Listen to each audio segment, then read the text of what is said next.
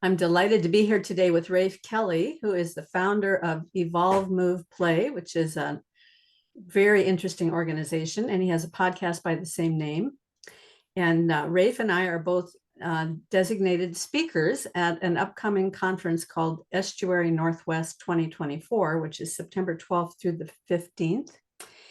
And the founder of that conference wanted us all to talk to each other so we could kind of lay some groundwork as to where our overlaps are in terms of our ideas. And one of the places where I thought that we might have an overlap is in this idea that maintaining the strength and capacity of the human body requires a blend of love and sacrifice. And I say love because maintaining your body allows you to love not only yourself, but others in the way that you have more capacity to serve. Mhm. And obviously there's a certain amount of sacrifice in being able to take on the opportunity cost of the things that you need to do to maintain your body today so that you don't have bad consequences tomorrow.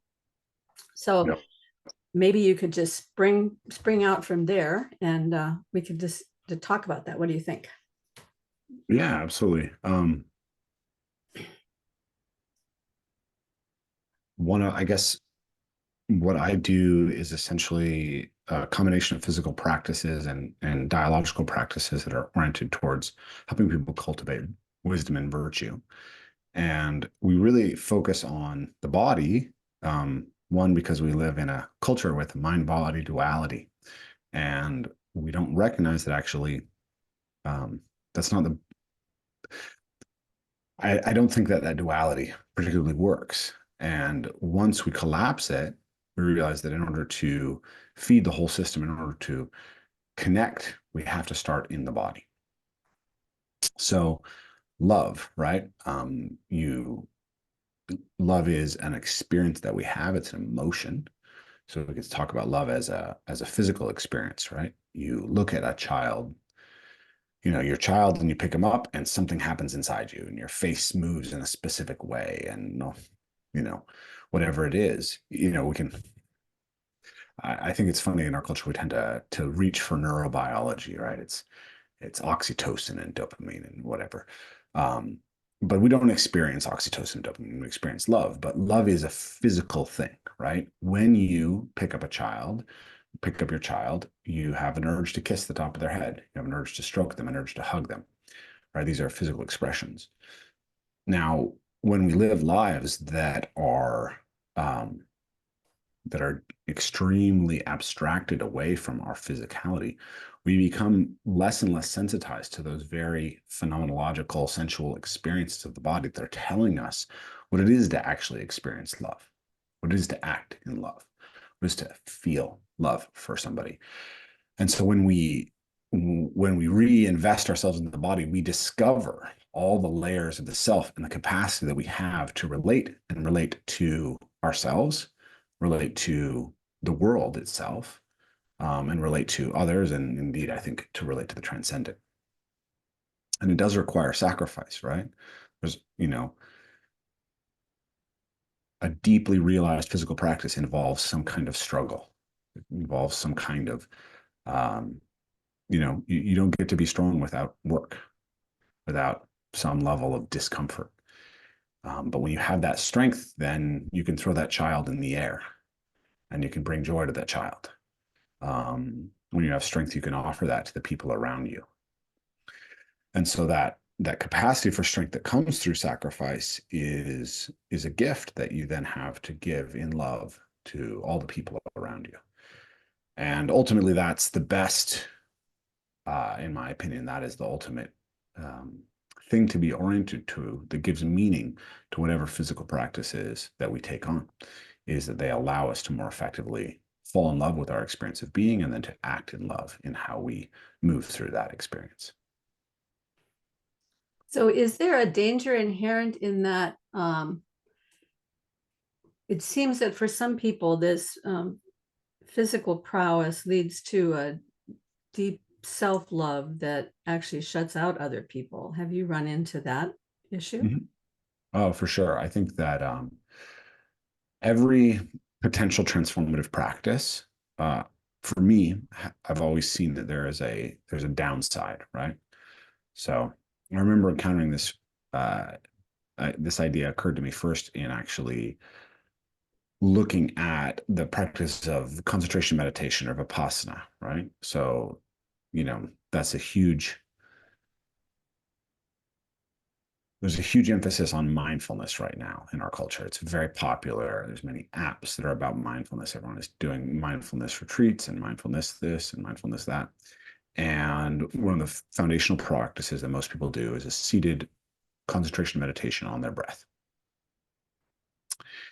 And everyone was sort of treating this as a panacea, right? Your depression is going to go away. You're going to do better. You're going to be able to handle all these things better. But I started running into lots of people who I experienced as being emotionally deadened through their experiences of Vipassana. They were unable to actually connect to their own emotions because of what happened to Vipassana. I started talking to people who'd gone on, 7-day silent retreats and had people go have psychotic breaks. So like, okay, well, it is a powerful practice. It really can work in the right context, in the right, for the right person. But it's not a panacea. It is dangerous when a person is not properly prepared and they don't have the right ecology of practices around it.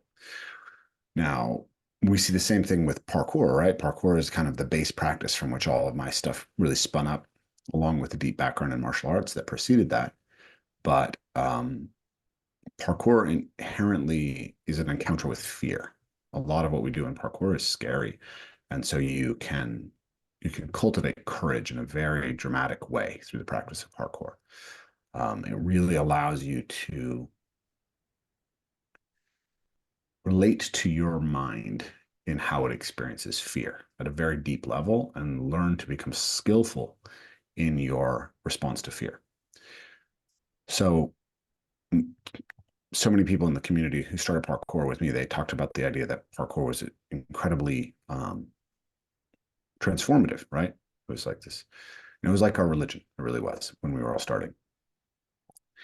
And everyone's talking about it. But then I started to observe that not everyone's actually exhibiting the transformations that they say this is about, right?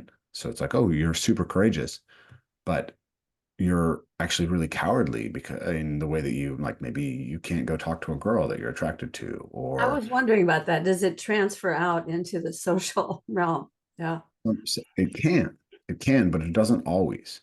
And it's sort of like a thing that I think that you can kind of go two ways with it. One is you start to, uh, you know, to use a John Vervaeke kind of approach, it reciprocally opens you up and you start to see that, oh, I can apply this process in all these other places. But it can also become a place of reciprocal narrowing. And this is the same thing with Vipassana, where you say, I feel really courageous when I do parkour.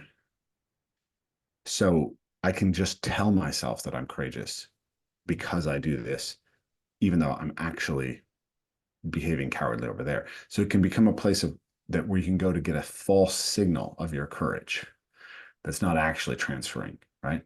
And I see people go into this really intense reciprocal narrowing around Vipassana as well, or yoga, where they feel so able to kind of move away from their mental demons when they're in this state, but they're not transferring it out. So they become more and more dependent on it, more and more seeking of this place where they can go quiet their mind, but they're not able to quiet their mind. And they become more fragile to the ups and downs of everyday life. So I think that Is that because the one thing, whether it's parkour or the meditation practice, that becomes the center of your life, so that you don't have a higher center? Is that, Mhm. would you say that that would be the reason? Yeah, I think there's kind of two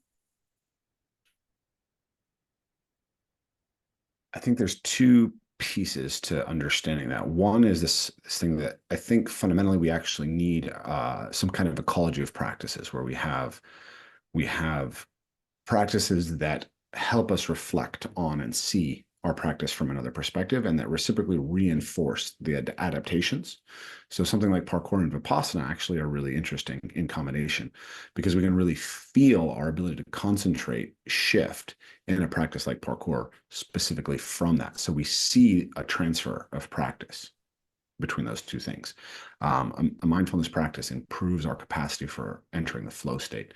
And so we can see these two things. It creates a laboratory for whether you're actually getting the effect of your mindfulness practice.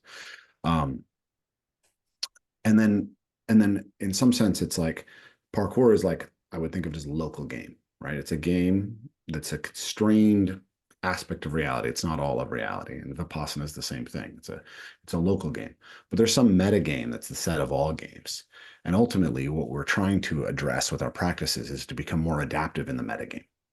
But every game that we play, whether it's parkour or Vipassana or football or basketball or skiing or whatever it is, Toastmasters, stand-up comedy, all of these things are local games, and we can become so addicted to winning in the local game that we actually start to make sacrifices in the meta game in order to continue progress in the local game. Mm-hmm. And so many of these sort of subcultures that develop around the practices, they actually kind of want to reward you for that. They tend to, because we as a culture just don't actually have a very good container to orient people towards the idea of the metagame at all, because we've rejected the meta narrative. We've rejected the whole idea of overarching meta narratives and a transcendent good. So if there's no higher good that's out there, then why would you choose to do anything other than optimize for whatever local good happens to be salient to you in any given moment? Well, so let's talk about that higher good a little bit later. Right now, I'm curious about the whole thing about mindfulness practices. So Mhm. you're talking about a particular kind of meditation, Mhm. Upassana. Is that the right way to say it? Vipassana. It's called Vipassana in Vipassana. yeah. Okay. Um, Now, does that also, it seems odd to me that that could result in the kind of consequences you're describing, because I would assume as a mindfulness practice that it's trying to train you to be in the now so that Yeah. each moment becomes more fruitful, becomes more real to you. Would that be the purpose of the mindfulness practice of Vipassana, or Um, does it have a different purpose? I can't speak too much to Vipassana because I'm not. I've learned the basics of Mhm. the concentration practice from that tradition. It's come down through the teachers that I've worked with, but I've never gone super deep into that tradition and sort of Okay. the overarching philosophical container that it's within. I can only speak as somebody who's observed people who've done it and noticed a trend, right? And it, you know, um, at the risk of trying to condense a very rich tradition into a very simplistic format, there's an element to me in that kind of Eastern tradition, that the Indian tradition, the Indian spiritual tradition, because Vipassana, comes, I think, from Vedanta, or Mhm. it's often oriented towards a kind of escape from the suffering of this world, and emotion is often seen as trapping us in attachment. And so there's a way in which we can be trying to move away from emotion, that I think is ultimately not fruitful and can be quite harmful to me. Mhm. Yeah. Yeah. So we can Yeah. use concentration meditation to access flow states and to improve our present mindedness. But Mhm. when we approach it with this idea that we're, in some sense, escaping our capacity to be attached to this world, I think when that's treated um, uh, carelessly, and especially when we're moving between cultural containers, I think a lot of people are entering practices that come from Vedanta or that come from Buddhism, that come from Taoism as Westerners, um, and they don't have the kind of cultural antecedents to fully understand what they're entering into. Mhm. I think that makes it potentially more dangerous. So do you have other practices that you do that help you to maintain yourself in the now, in the moment? I'm not speaking of flow state. I'm speaking of like even being able to conduct, well, you do a podcast, so Mhm. you have to be able to be in the now when you're talking to people and listening to them, right? And just in relationships, whether it's marital relationships or with your children, to be able to cultivate that appreciation, the gratitude for the now. Here nowness. I wouldn't say that I have a particular practice that's precisely focused on that, but I think that many of the practices all end up rooting down to that, because if you practice parkour and your mind wanders away from the moment, Yeah. you get smacked down, right? Like most of the falls that I took early on in my parkour training were because my mind would shift. Sometimes it would actually just get distracted by very random things. I'd be in the middle of a sequence and I would have an intrusive thought and I would fall down. Hmm. But a lot of times it was actually because within a sequence of movements, there would be one that was particularly difficult, and my mind would shift to trying to control that movement too early in the sequence, and I would lose touch with the thing that needed to be done in this moment. And Hmm. so parkour is actually a really profound embodied experience of the necessity of attending to what is present in the moment. Hmm. We also do dialogical practices. We've done practices that come from the circling tradition and from the authentic relating tradition. And we've had John Vervaeke come and do dialectic into dialogos with us and philosophical fellowship. And all of that, I'm not an adept in any of those, but I've adopted and started to practice those things. Um, or elements that arise for them, or sort of insights that arise from them, have become very um, salient to me in how I conduct my relationship with my wife and how I show up for my children. And a lot of that is, again, it's about sort of not allowing yourself to get too much into a forward story or a backward story, but say, okay, this is what I'm in right now. This is how I'm feeling in this moment. This is what I'm noticing from you in this moment. I'm not going to get too much into a story about where it comes from, but just experience it. Hmm. Yeah, that's really good. So for the people who are coming to my channel who aren't familiar with what you do, would you happen to be able to share one of your videos of you leaping through the forest? Would you like me to like go They're so amazing. YouTube? I allowed you to share screen. So Okay, sure. if you Yeah. have one handy, I saw one, I think that you had posted on Facebook where you're leapfrogging over trees in the woods, and it's so amazing to watch. It's just impossible to believe that humans are capable of that. So the kind of body work that you're doing is helping people to develop capacity that looks very little short of magic to people who are on the outside. Thank you. Uh, sorry. Turn my video off instead of sharing my screen. Share. Here we go. Now, if it's going to have sound, you might notice on the share button to, well, go ahead and try. We'll see if it works. Yeah.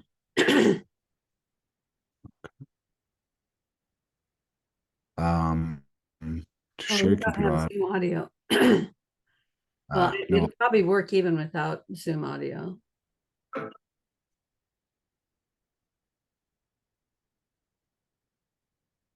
So this is one of our retreats.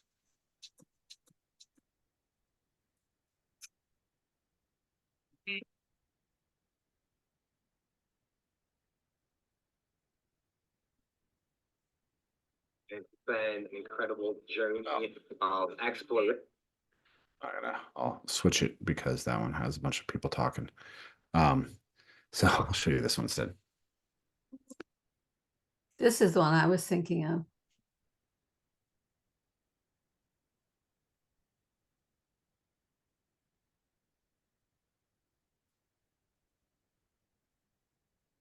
So do you do other kinds of workout besides this in order to be able to do this? Do you also need like weightlifting and running and all of Yeah. those kinds of things to prepare for this? Yes, I do. It is a very powerful athletically developed practice in itself, but it's good to vary what you do. So fundamentally, we think that essentially you need to work on practices that involve Oh my God. the way that you move your body in relationship to itself and making sure all the joints function are healthy, all the systems play well together, including the emotional and cognitive systems. And then we got to be able to move things around in the world too, tools, and we got to be able to move with other people. And we can focus that on a skill level, or we can focus that in the level of the development of physical attributes. So I'll use something like a barbell or a kettlebell, or a rope, or any number of things to specifically address of different traits that help me with these skills.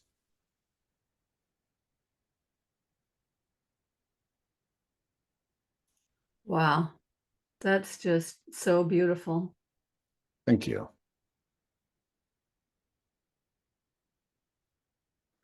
So,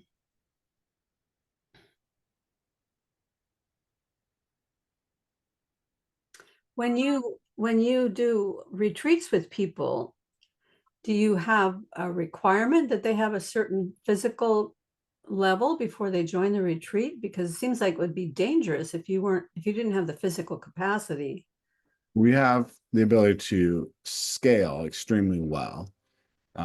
So we take groups of up to 25, and we'll have 3 coaches plus a couple of apprentices who are helping us.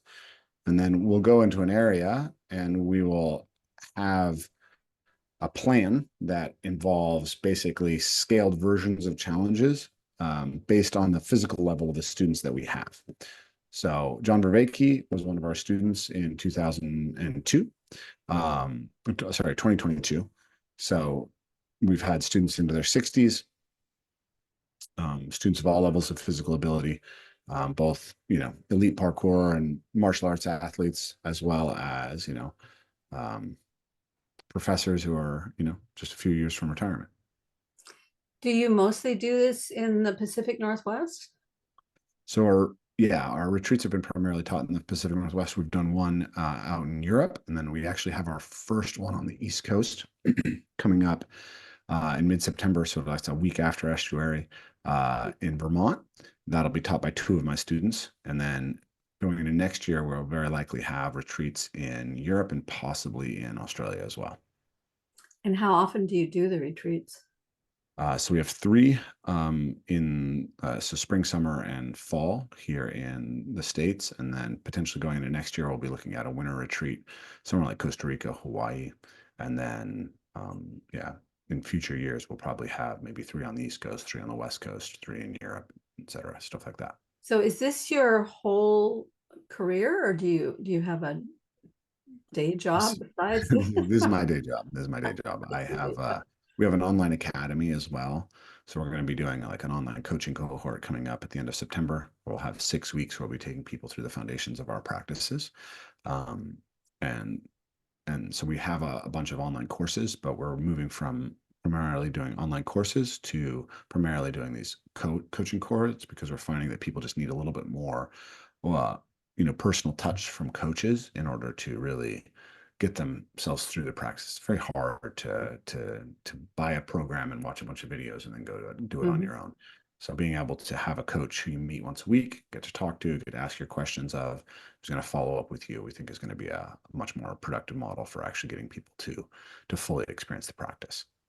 So you also have some sort of a strategy for multiplying yourself, developing more Yeah. leaders to have these conferences or these retreats all over the place? Yeah. So I've had a few sort of informal apprentices over the years who've kind of just done a lot of work with me. So the first person who I certified to teach under my method was his name is Ben Metter. He teaches in London, and he did a year of online personal coaching with me. And he came to Return to the Source, and I went over and he co-taught with me for a couple of workshops over in Europe. So after that, I felt comfortable. He had a very extensive experience. And I had 2 students here in the United States who were training with me like weekly and coming to all the retreats. And they became coaches. And so I've been doing that informally for a period of time. But just this year, we started a formal apprenticeship. And so I have 10 students right now who are going through a year-long intensive with me. So they meet with me twice a week. online to basically go through. I'll show you the stack of books I'm teaching based off of. So we've got Margaret Stryker, Reshaping Physical Education is a book from the 1930s. How We Learn to Move by Rob Gray, who's an ecological dynamics based motor learning researcher at the ASU. We've got Dynamics in Action by Alicia Herraro, the Ecological Approach to Visual Perception by J.J. Gibson, and Dexterity in its Development by Nikolai Bernstein. Okay, so go back a second. You said Dynamics in Action by Alicia Herrero. Yeah. Isn't she the one that she's a scientist? I've got one of her books on complexity, I think. Yep, she's a complexity scientist, and yeah, that's a recommendation from John. I haven't fully dug into that one yet, so that's something I'm also still learning and working on. And then also the J.J. Gibson book. Yeah, I've dug into that quite a bit for talking to various people, especially Wolfgang Smith. He was very high on Gibson. Gibson's work, I think, is incredibly profound, and particularly in the space. I was talking to John yesterday about we've been talking about the idea that the ecological psychology model actually presupposes a kind of Platonic realism. And it's actually a really profound argument. The effectiveness of ecological psychology and ecological approaches is actually a pretty profound argument for a Platonic realist approach to universals. That's an argument that I don't feel super prepared to go super deep on. It's just something that I've been like, another book that John had me read is Platonism and the Objects of Science. So I just finished that relatively recently. Actually, interestingly, John told me to read that because of certain sticking points that Jonathan Pageau and I got to in our discussions of sort of the religious worldview versus the rational materialist worldview. And it was extremely helpful. And Jonathan and I had a really incredible conversation that ended up not getting recorded.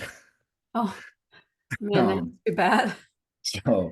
Because, I've talked with Michael Levin a number of times, and he works with this whole idea of morphogenesis. And he, over the last 4 or 5 years, has come more and more to this idea that he wouldn't call it an ecological perspective, but it has to be basically that the environment actually trains the organism. So the organism is moving into the environment, and the organism is always searching, or parts of the organism are always searching the available morphospace of form. So there has to be some sort of space of forms that things move into. And so what was the name of that book again that you just read? Because I would be very interested in that one. Platonism and the Object of Science by Morris Berman. Oh, okay. So, yeah,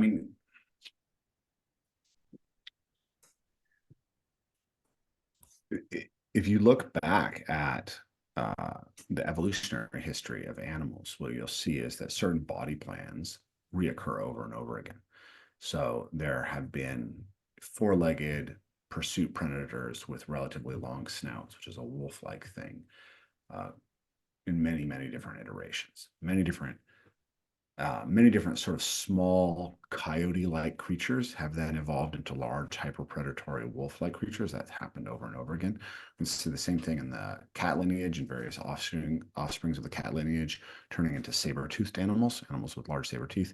But we can see the same thing then happening in marsupials with Thylacosimilis. We can even go back to Gorgonopsids and find the same thing. So there's a solution space that organisms can apply to, and it's dependent on this environment, right? Like, how much wing loading can a creature have before it's too heavy to fly? Well, that depends on gravity and the atmosphere. So in a different type of environment, that a different type of atmosphere, a different level of gravity, then we can have a very different sort of set of body plans available. But there is a set of body plans that are available on Earth. And we see, a repetition over and over again. And we see convergent evolution, right? Thylacines and wolves, or termites, right? most people don't realize termites are not ants. They're cockroaches. Termites evolved from the cockroach lineage. So they That's they're not absolutely disgusting. Because in Sure. California, we have termites everywhere. So to imagine that your house flying is actually been cockroaches. permeated by flying cockroaches is pretty disgusting. Yes, it is, but it's also incredible and fascinating because bees, wasps, and ants are the primary eusocial insects, and we think they developed eusociality early on in their lineage, and then we have secondarily non-eusocial, like parasitic wasps and things like that. But termites come from a completely different lineage and evolve the same exact thing.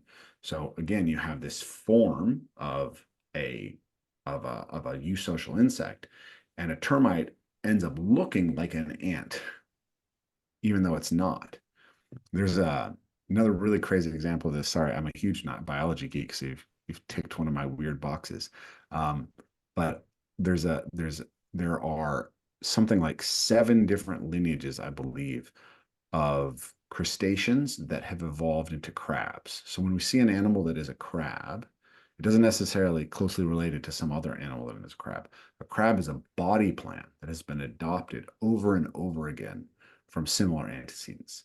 It's so common in the fossil record that there's a name for it. It's called carcinization, the process by which crustaceans become crabs. Hmm. And so that points to something like a form, right? Like from an ecological perspective, you could say that there's like a morphose space that's out there that has specific solutions that are like big valleys in the search space that organisms are going to fall into over and over and over again. Yeah, I mean, one of the things that Levin is always talking about is how many times when you're working in mathematics or physics or anything else, you can determine the first 2/3 of a solution, and the third part of the solution will just fall out of that. You don't need to go all the way to the end because there's a certain part of it that's given. It's like given to you. It's a gift that's offered. Yeah. On a very simple level, he uses the explanation of if you have 2 lines with a certain angle, you don't have to think up where that third line is going to go. It automatically, you know that those angles are going to add up to 180 degrees. So it's a given. Those angles are a given. It can't be any other way and still be a triangle. But that truth scales up into a lot of much more complex problems, not all of which are not at the tip of my tongue right now, but it is that idea that there are certain solutions that are somehow written into the system. Yeah, it's a fascinating thing that. Yeah. Yeah, he's always saying, like, where does that stuff come from? So, for example, when a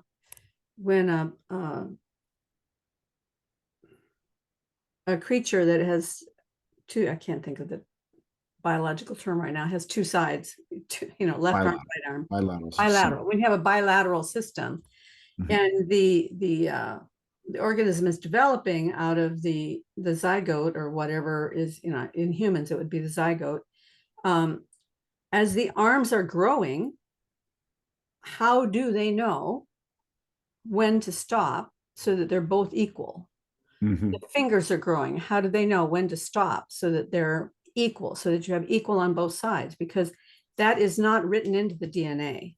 It's nowhere in the DNA. So he has studied a lot in the area of electrical and biochemical communication amongst cells, that they're talking to each other. But even there, once it gets into the bilateral thing, there's too much distance between the sides for there to be that kind of communication going on. So where is the subroutine that tells them when to stop? And that's part of what drives his research. He's always thinking about stuff like that. But then he doesn't think the real high-flown abstract stuff. He thinks about what kind of an experiment could I do that could give me another piece of information about this. So he's always bringing it back down really to what we would call the embodied world, right? Yeah, or the empirical, right? Yeah. What can be Empiricists. actually done in the world, in the system of reality, not just what you would imagine or hope to be, but what actually is.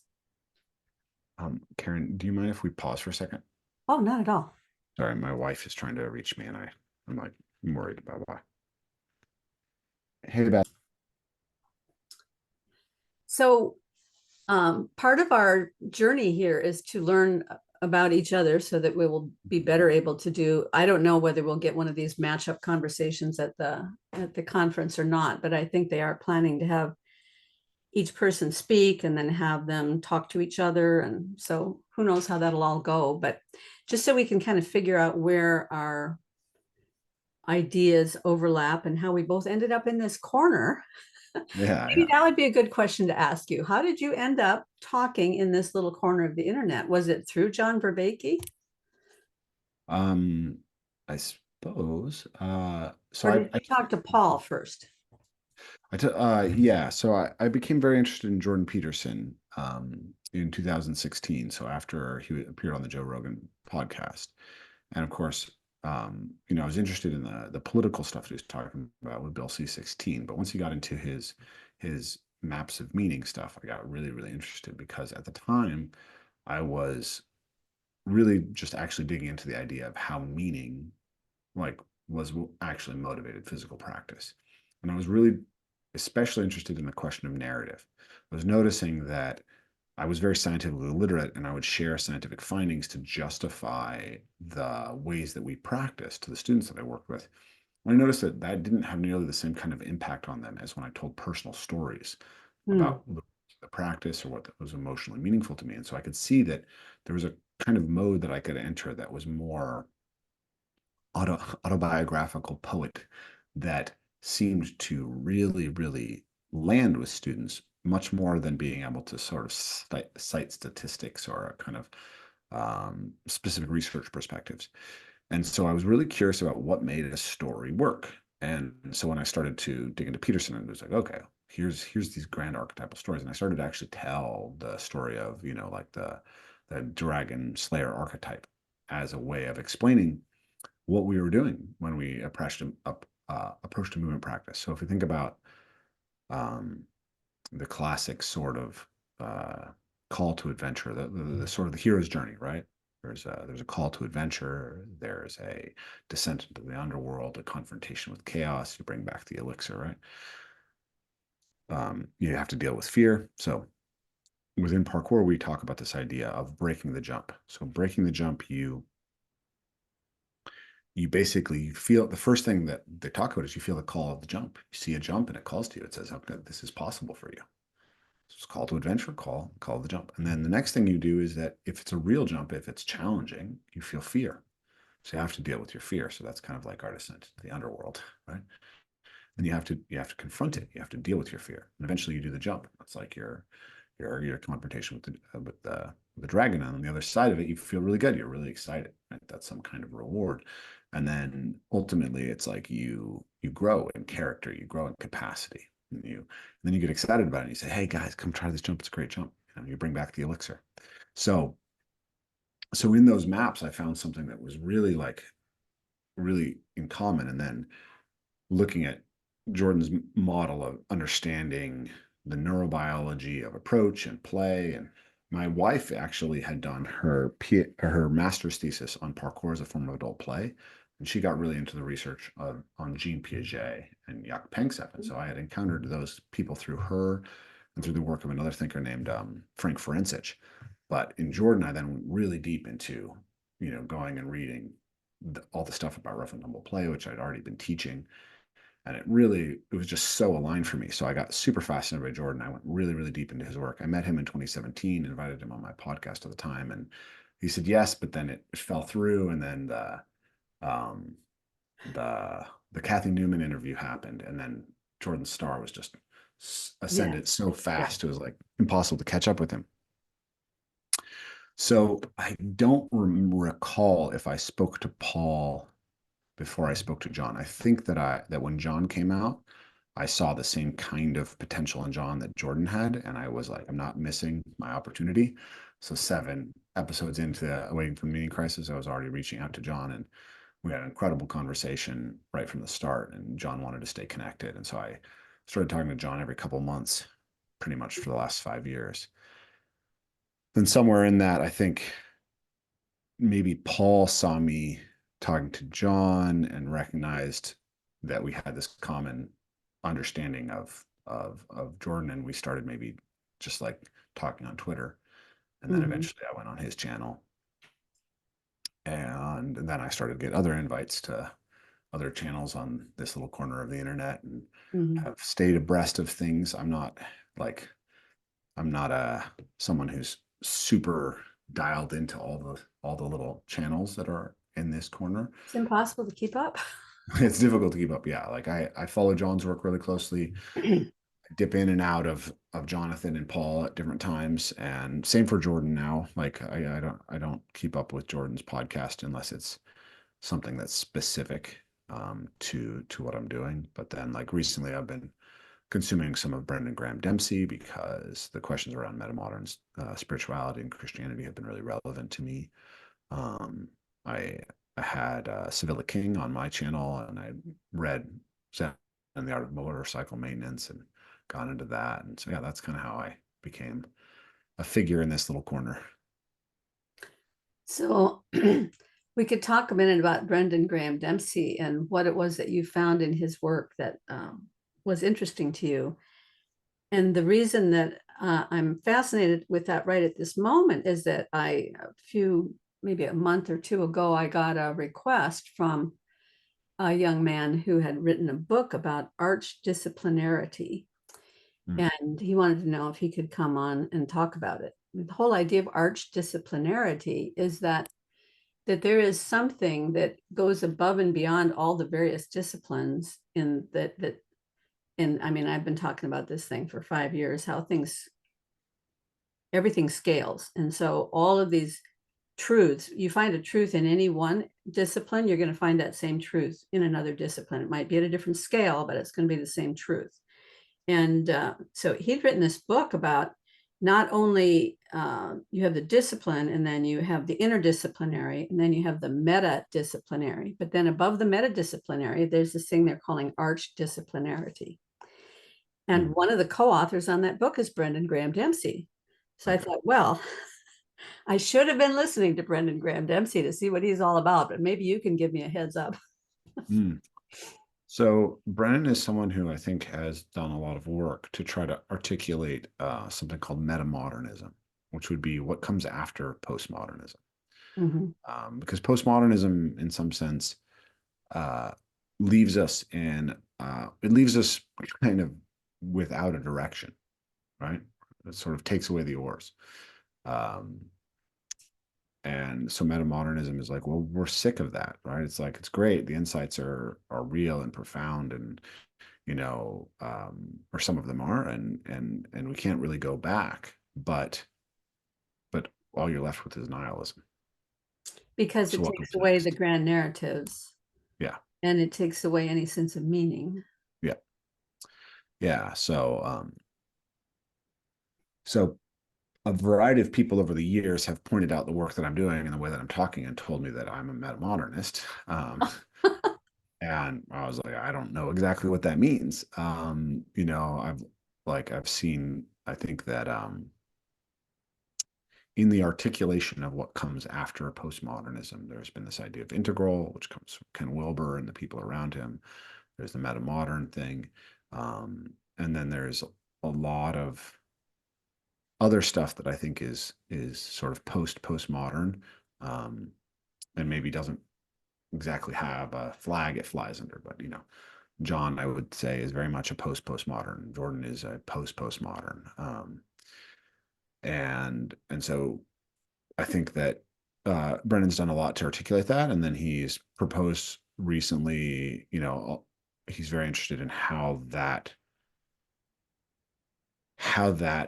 um, gets in contact with the spiritual, right? That in some sense, um, I would say that modernism is very broken in its approach to spirituality. You can go all the way back to Descartes and see that, like, Descartes turns the world into a set of automations, right? You know what, you know, John, I think, would talk about the idea of like a substance ontology, and that from this substance ontology, once we reach a certain point, we get this collapse of meaning, and this sort of view of the world as automata. And then Descartes basically tries to rescue the mind and God by just saying, hey, I experience a mind and therefore it has to come from God. And since everything else is automata, well, then the mind can't be. And then we enter that mind body duality. And then as science progresses, we end up in this place where science continues to sort of, at least at a surface level, explain more and more of what traditional religion tried to explain. And then you end up with this like this idea of the shrinking God of the gaps. Hmm. And at a certain point, it's like if neurobiology can show us,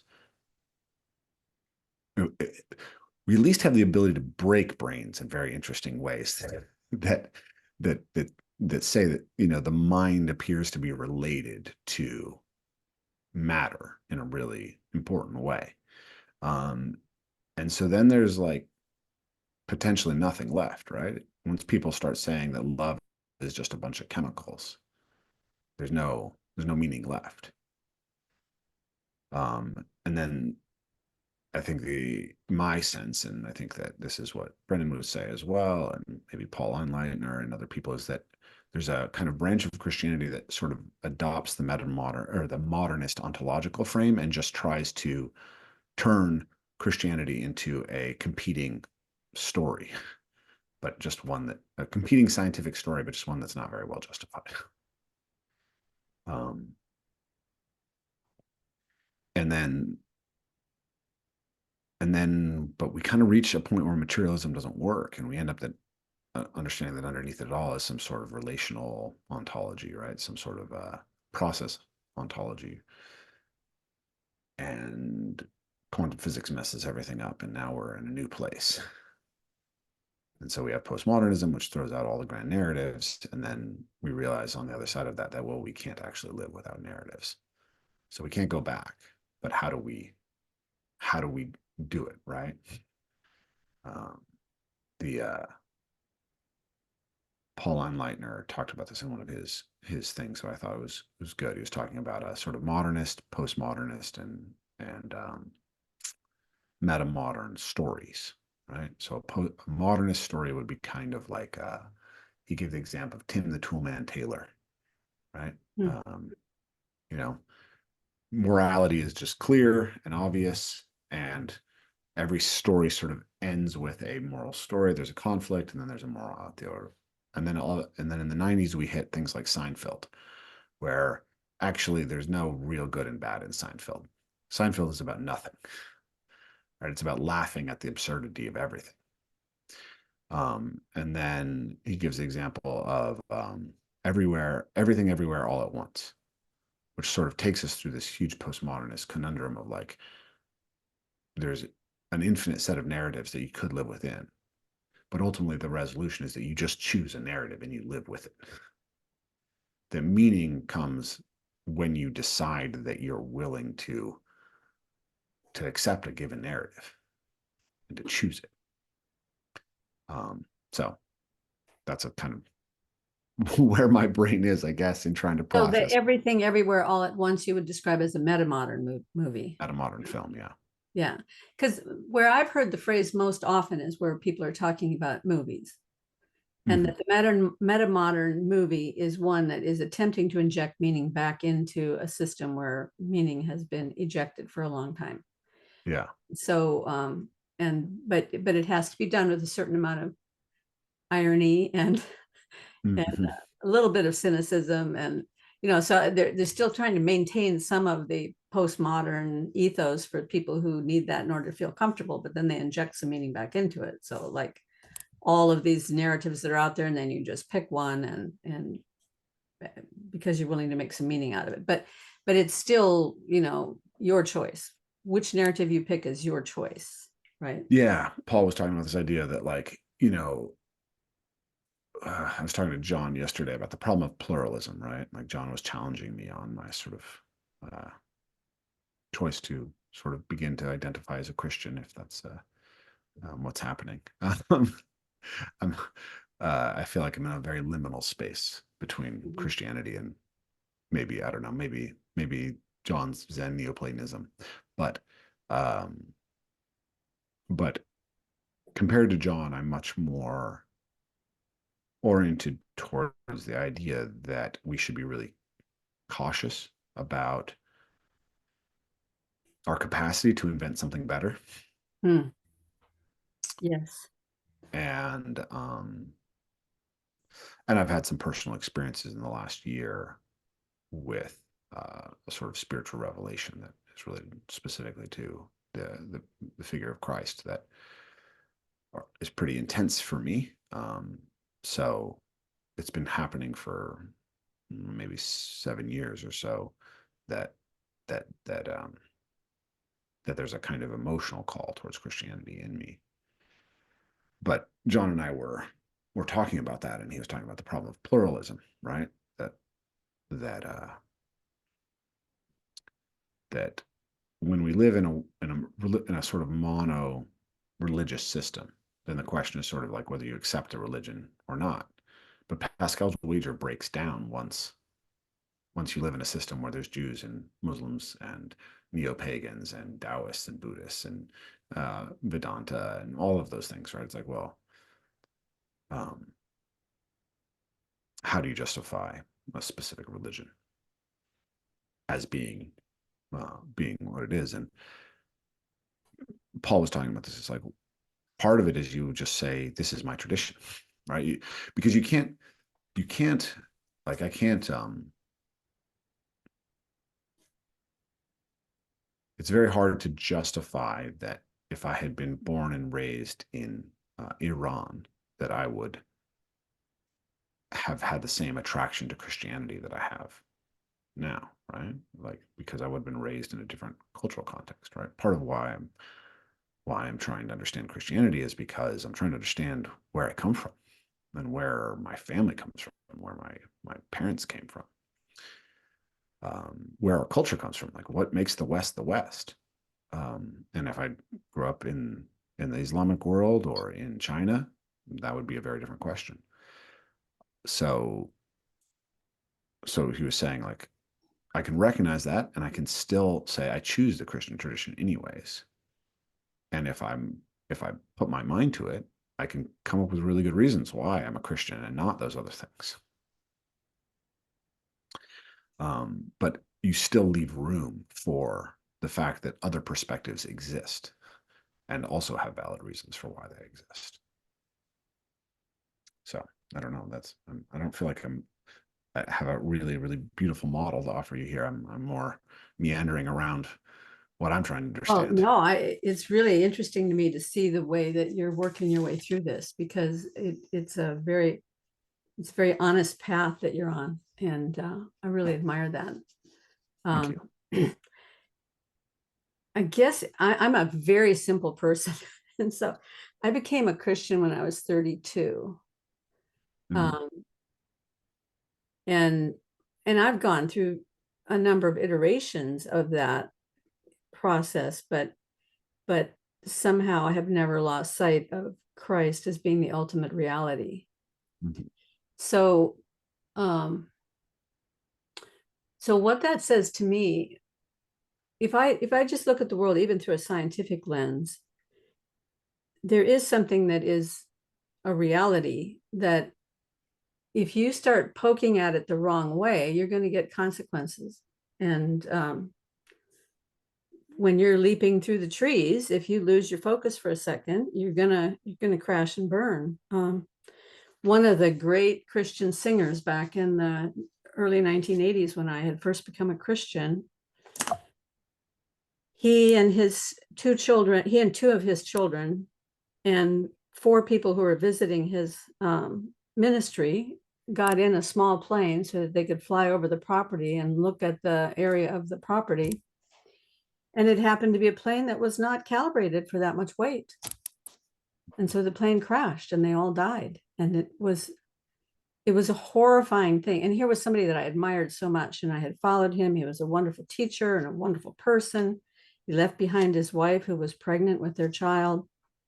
And to look at all that, I'm a new Christian and I'm thinking, why would God let something like this happen? This is just too tragic. Mhm. But the more that I think it through, the more that I think I'm thinking to myself back in 1982 or whenever that happened, a plane is supposed to carry so much weight. And if you put more weight in it than it can handle, that's a law of physics. It's going to come down. And there are certain things that are just laws of physics that you can't, Jordan Peterson phrases it this way: you can't twist the fabric of reality and not expect it to bounce back at you, Yeah. which Yeah. indicates that there is some sort of reality. So Yeah. what is that reality? I think that's what we're all trying to find, is what is that reality? And um, in all of the thinking and study and relationships and everything that I've been through in all of these years as I've thought things through, and certainly Jordan Peterson's grand scope of philosophy and psychology and history and biology and chemistry and all the things that I learned from listening to him, and then all the people that I've talked to in 5 years on my channel, this reality has a certain shape to it. And I think if you look at all of the other religions of the world, and then you look at Christianity and bring them together with that shape, the only one that fits that shape is Christianity. Now, I don't know what to make of that in a pluralistic society. But so you have the person who's born in Iran. Some people are born to Christian parents in Iran, but most people are born to Muslim parents in Iran. But right now, there are hundreds of thousands of Muslims in the Middle East who are having some kind of a dream, and the Millions. dream reveals Christ to them, and they Oh, instantly become Christians. interesting. It's and my older daughter had wandered away from her Christian faith for a number of years, and about 6 months ago, she had a confrontation where she was just sitting there, and all of a sudden it was that God just downloaded into her mind, into her heart, into her being, the truth of everything in less than 5 minutes. Mhm. She wasn't seeking it, she wasn't looking for it, she wasn't asking for it, and it happened to her, and she was transformed in an instant. Do you think Now, that those kinds of that miracles? doesn't happen for everybody. It didn't happen for me that way. For me, it was a long period of searching and trying to understand. Yeah. Do you think that those kinds of miracles are unique to Christianity, though? Right? Are there people? I mean, I know No, people. no, I don't think they're unique to Christianity at all. I'm just saying that it doesn't, in a certain sense, it doesn't, just saying that there is a pluralistic society and that other people believe other things doesn't negate Christianity as being No, potentially what the truth sure. is. Yeah. I mean, um, we live in a pluralistic society about whether the Earth is round or flat, right? we, Well, I mean, there are some people that talk about a flat earth, but is that really, do you think that's really a serious exploration of reality? um, not particularly. But my point is that just because there's a variety of different beliefs doesn't mean that some of those beliefs are much better justified than others. Oh, yes, yes, yes. Right? So, we don't have to always, just treat all belief systems as of equivalent validity, right? But um, scientific empiricism seems to be, rational empiricism seems to be, uh, well, we're able to talk right now across Zoom because Yeah, these constructs are sufficiently valid to make yeah, the technologies work, right? yeah. And they've been done multiple times, many, many times. They can be validated here and there and everywhere. And when we get into the realms of people's spiritual experiences, we got to things that are not as mutually validatable, right? Mhm. The experience you talked about your daughter have is not one that you can elicit reliably in other people. No, and you can't list it in yourself either. You can't study it mechanistically and say, okay, I know exactly how God enters into this situation. I know how to do it. I know that it's a real signal for a variety of reasons, right? Like, we look at a telescope and light coming through it, and we can say, okay, we have all these models of physics that tell us why this signal is real in this way. Mhm. And so then that's where we end up with kind of the postmodern critique of like, how are we going to stabilize these systems of experiencing the world? Like I um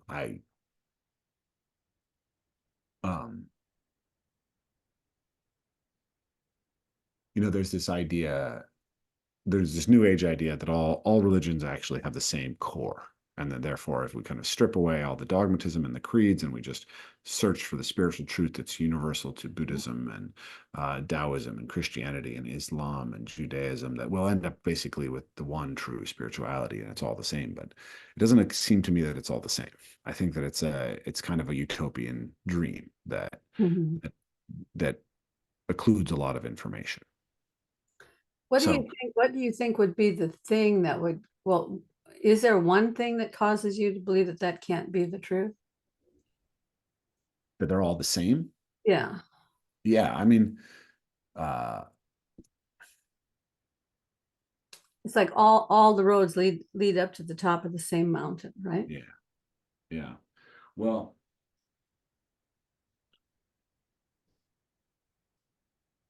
I don't think fundamentally that uh,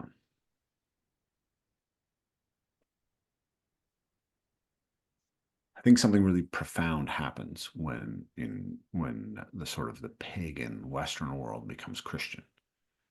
And if we look at paganism, and I actually think there's a lot of value to be recovered from the pagan perspective, but fundamentally, I don't think that it has as a highest value a form of love. And maybe that's starting to happen in Greek philosophy under Stoicism, and Plato's reaching for it, and Neoplatonists are reaching for it, but it's not what is the driver of Greek polytheism or Roman polytheism or Celtic polytheism, right? Mhm. The child sacrifice, child sacrifice is like Carthaginian, but like, yeah, like Baal, the cult of Baal. The cult of Baal involves like people killing their children in order to you know get the gods to propitiate the gods, right? Like, Mhm. this is clearly not the same kind of God that is conceptualized by Jesus. Mhm. And so that's a spiritual truth that there's completely contrary to. Now, Buddhism, to me, at least in its original thing, and to a I think Vedanta is the same. I'm not 100% sure about that, but they both essentially are oriented to an idea that experience, at being itself as a living thing, is suffering or Mhm. is displacement, and that the appropriate response to that is to try to move towards detachment from this experience of being to a state of something else, right? Like, if you're a Buddhist, I think the original idea is that you actually just return to unity with the world soul, and then you escape the cycle of embodiment, which to me is to say that embodiment itself is something you want to escape. Mhm. Whereas the Christian story, so far as I understand it, says God himself incarnates, Mhm. Yeah. lays death, and he tells us that the world is going to be redeemed, that the kingdom of heaven will come here, and we Mhm. will all experience it as embodied creatures, which to me symbolically tells us that redemption is an embodied thing. And to me, those two spiritual truths are completely at odds with each other. Yeah. Yeah.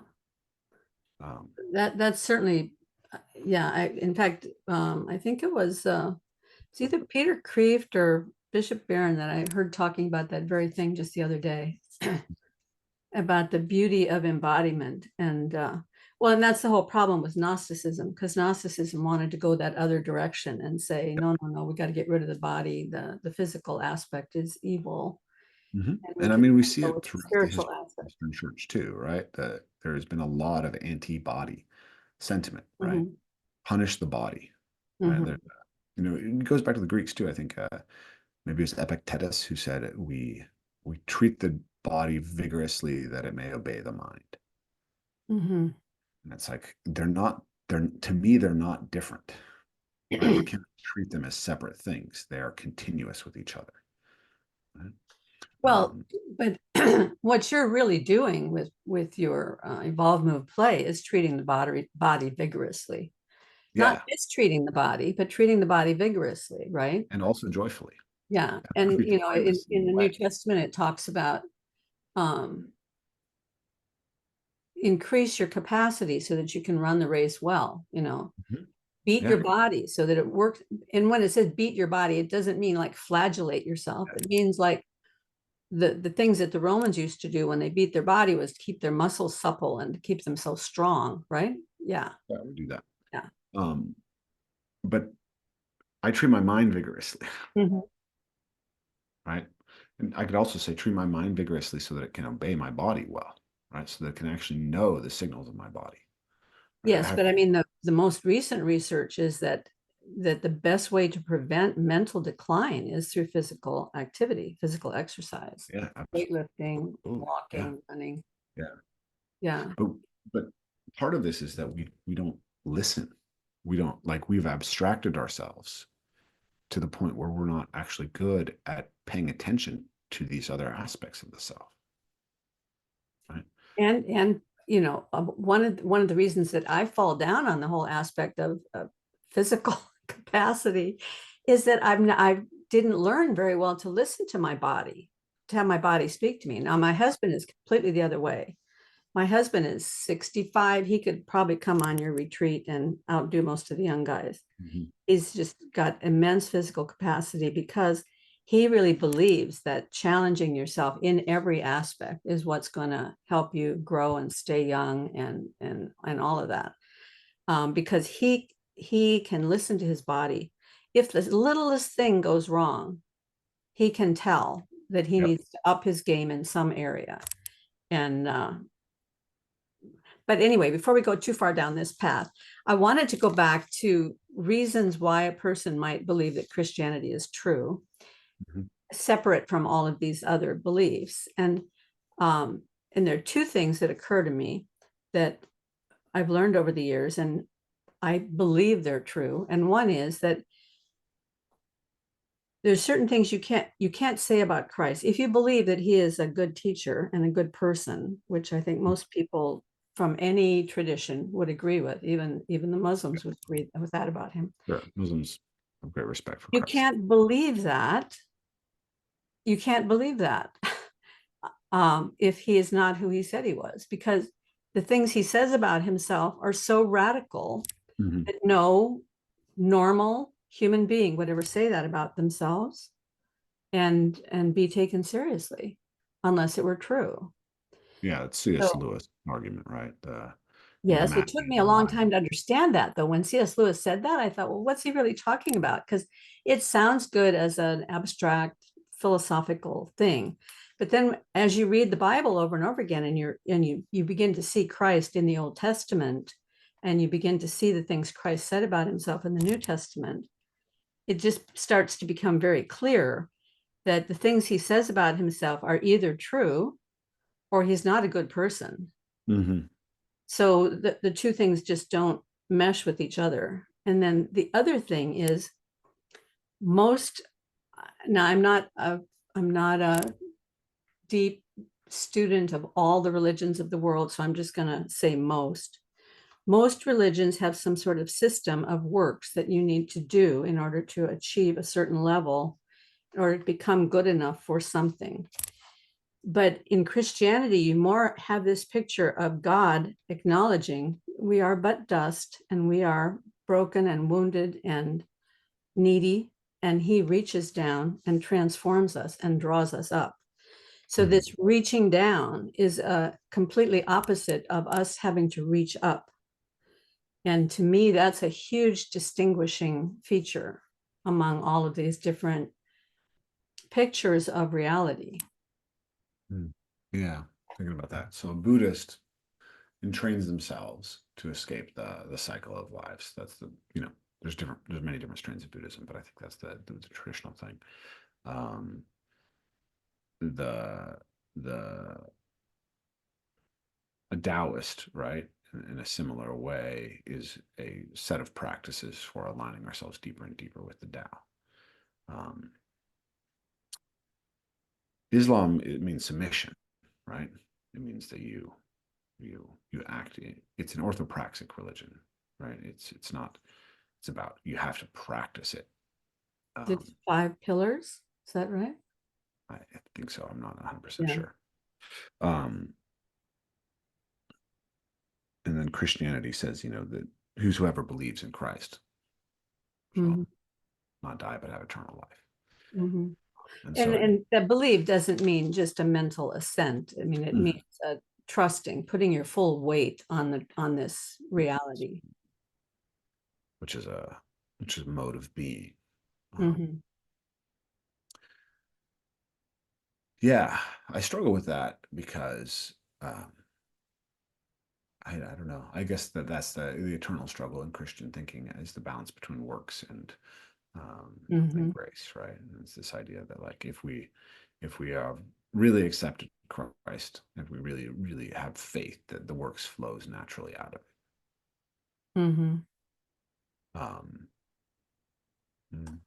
Yeah, that's an interesting idea. Well, I think I've struggled with this a lot, because I look at myself and I think, why would anybody look at me and want to be a Christian based on me? And when I first moved to California, I was working in a consulting company, and we were working with the interchange between Japanese culture and American culture. And these people had all been studying intercultural communications, and I was there because I had a certain amount of business background, and I had lived in Japan, and that's all I knew. And so I got this job based on that, but I was not an intercultural specialist by any means. But here are all these people with all these beautiful soft skills that I didn't have. And so they were all gracious communicators, and, on the surface, at least, they seemed like very kind and loving people and very disciplined.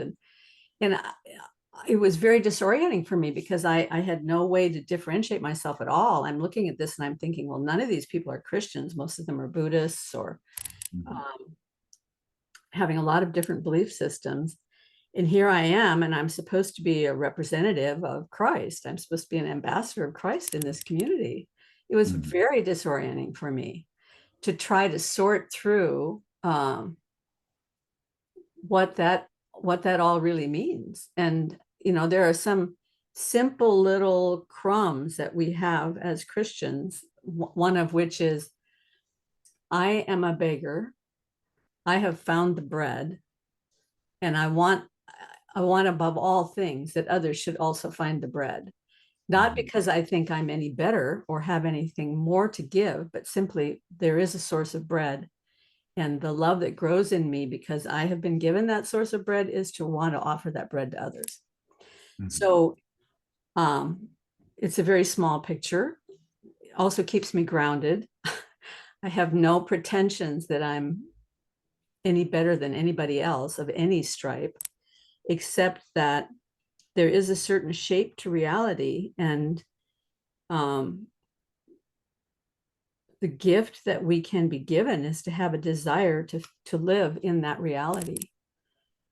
And to me, living within that reality has been a great joy in my life, not without suffering. There's been a lot of suffering, but that's always been one of my main complaints about Jordan Peterson, is when he says life is suffering. I'm like, no, not exactly. There is a lot of suffering in life, but life is a gift. And I think you have to make that differentiation if you're going to differentiate yourself from religious traditions that start from the ground that life is suffering. Yeah, I think that I have the same sense. I think that I suspect that Jordan's personality is such that he has and he's talked about this, that he has a very strong orientation towards a negative emotion, right? He's high in neuroticism. And I think that that makes the idea that life is suffering particularly salient to him. I'm very low in trait neuroticism. I'm like first percentile in trait neuroticism. So it's not nearly as intuitive to me that life is suffering. Mhm. I think I would say something more like life inherently involves suffering or Mhm. struggle.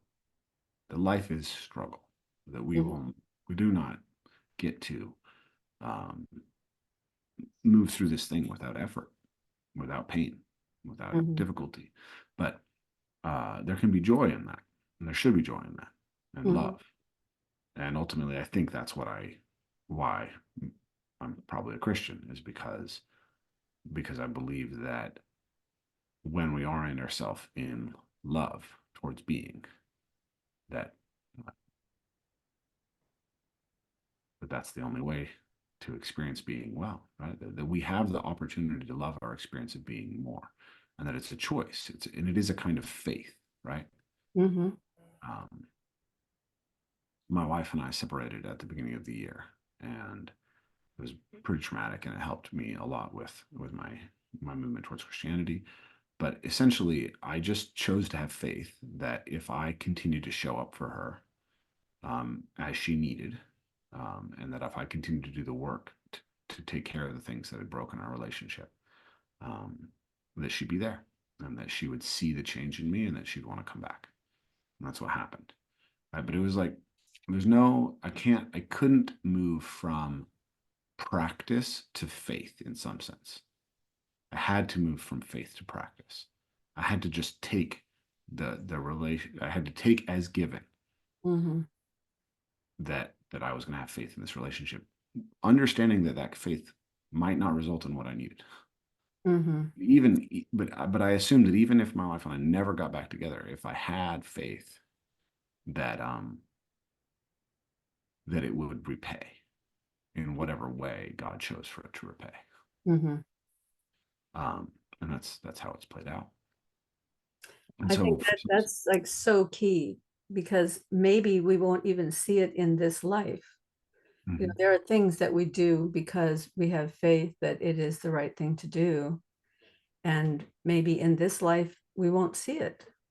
mhm, Um, I knew some missionaries years ago who went to Africa and they spent like 35 years in this tribe, um, not only preaching the gospel, but teaching, you know, hygiene and doing medical services and teaching reading and helping people get educated and all of the things that they did. They never saw a single person come to Christ in the mhm, 35 years they were there, but they kept on faithfully serving. And they came back to the United States. And like 5 years after they got back here, another young couple had gone to take their place. And like a mass revival within that village, and all the people became believers and went out and started preaching the gospel to all the surrounding tribes. Well, it wasn't because these young people came in with some magic. This ground had been laid, and maybe those older missionaries might have died without ever having seen the fruit of all the work that they did, and that happens sometimes. But there is a bigger picture. I am yeah, not the whole center of the universe, you know. yeah. And There's many great artists and philosophers whose work is never recognized until after they yeah, pass. yes, absolutely. It's Yeah. gonna happen. That's Yeah. gonna have an impact in the long run. You know, it's because because it's right to do it that way. And so, in some sense, like for me, that's what I've been coming back to as we talk about this, is this idea of faith and works. It's like I could do the work to mend and heal my relationship with my wife because I chose to have faith that that she was a really I chose to have faith that she was a loving person, right? And that she wanted the best for me, and that she wanted the best for our children, and she wanted the best for herself. And if I could show her that the best was going to be back with me, that she was going to see it, right? Mhm. Chose to have faith that she wasn't motivated by, you know, anything hateful. She was just hurting and scared, and she needed me to take care of what needed to be taken care of, so she didn't have to feel like that anymore. Mhm. And in some sense, it's kind of like it feels like that's the way in which having faith in this this all-loving Father above us, it prepares us to be able to do the right kind of work. And to be able to have that vision of other people, Mhm. to believe the best, to believe that the work is accomplished. Mhm. Yeah, to believe that the work is accomplished is to move forward doing the work. And that would be another whole conversation. But I know you've given me an hour and a half already, so so maybe this would be a good place to say goodbye until later. See you Yeah, see you in a later couple weeks, 3 weeks. on September 12th. Very much looking forward to it. Sounds good. Yeah. Thank you, Karen. Have a good Thank day. you. Yeah, have a great day. Bye-bye.